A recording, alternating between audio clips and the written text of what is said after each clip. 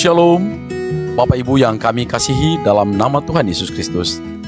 Kami dari Majelis Daerah YPP Batu di Sumatera Bagian Selatan dan Sekolah Tinggi Teologi Ebenezer dalam program Sabda Ilahi menyapa Anda pagi ini. Tuhan Yesus memberkati.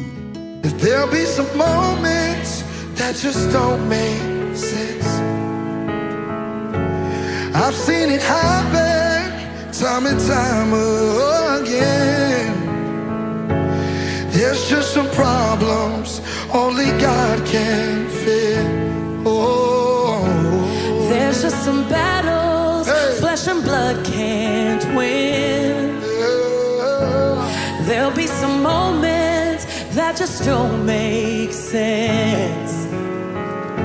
I can't see it now, but I'm still convinced that there's just some problems only God can fix.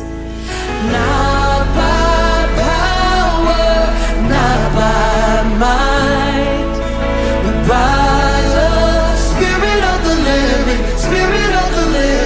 God. Not my battle, not my fight, but by the Spirit of the living God. Shalom, selamat pagi Bapak Ibu Saudara-saudari yang terkasih dalam Tuhan. Pada pagi hari ini kita akan merenungkan kebenaran firman Tuhan di bawah tema Rancangan Tuhan yang Terbaik. Saya mengajak kita membuka perenungan kita dari Kitab Amsal pasal 16 ayat 9 yang berbunyi demikian, hati manusia memikir-mikirkan jalannya, tetapi Tuhanlah yang menentukan arah langkahnya. Bapak Ibu Saudara-saudari yang terkasih dalam Tuhan, kita tahu bahwa ketika Allah menciptakan manusia di dunia ini, Allah menghembuskan nafasnya kepada manusia pertama sehingga manusia itu pun menjadi hidup.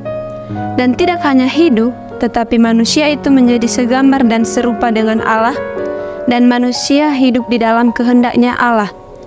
Namun, setelah manusia jatuh ke dalam dosa, maka manusia menjadi kehilangan gambar Allah dan hidup dalam dosa pemberontakan.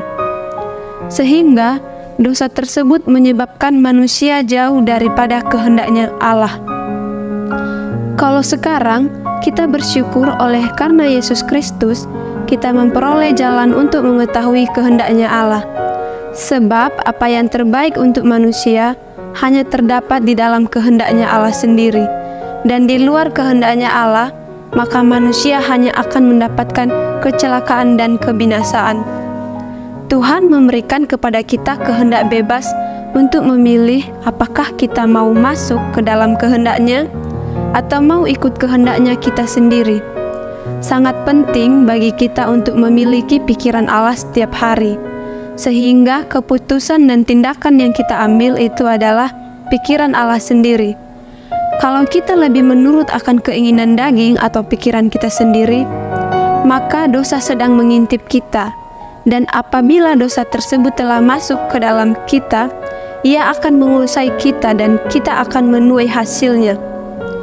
Yesus mengatakan bahwa iblis itu pencuri, mencuri pikiran kita dengan cara merayu kita. Jika kita terpikat dan jatuh ke dalam tangannya, maka kita akan jatuh ke dalam dosa. Bapak Ibu Saudara-saudari yang terkasih dalam Tuhan, dari perenungan kita pada pagi hari ini kita belajar di mana kita boleh memiliki suatu rencana dan itu merupakan hal yang sangat baik. Akan tetapi, jika kita merencanakan suatu itu, hendaklah kita bersiap apabila Tuhan mengubah rencana kita. Kita jangan kecewa, jangan marah kepada Tuhan. Namun kita percaya kalau Tuhan pasti punya alasan yang akan mendatangkan kebaikan bagi kita. Nah, jika kita ingin melihat rancangan Tuhan yang terbaik, maka kita perlu menjaga hati kita. Kita harus rendah hati, kita harus sabar, kita harus menjaga perkataan kita, dan kita harus percaya akan firman-Nya dan berserah kepada Tuhan. Sekian dari perenungan kita pada hari ini. Kiranya ini dapat menjadi berkat bagi kita. Baik, kita bersatu dalam doa. Ya Tuhan, terima kasih untuk pagi hari ini. Bersyukur karena kami bisa merenungkan kebenaran firman-Mu, di mana kami belajar untuk menyerahkan segala rencana kami ke dalam tangan-Mu, karena kami tahu bahwa hanya rancangan Tuhanlah yang terbaik bagi kami semua. Kiranya perenungan ini menjadi berkat untuk kami semua, dan kami dapat merefleksikannya dalam kehidupan kami masing-masing. Ya Tuhan, kami mau menyerahkan segala aktivitas dan kegiatan satu hari ini ke dalam tangan-Mu. Kiranya Engkau yang memberkati kami pribadi lepas pribadi. Dalam nama Tuhan Yesus, kami berdoa. Amin. I've seen a breakthrough.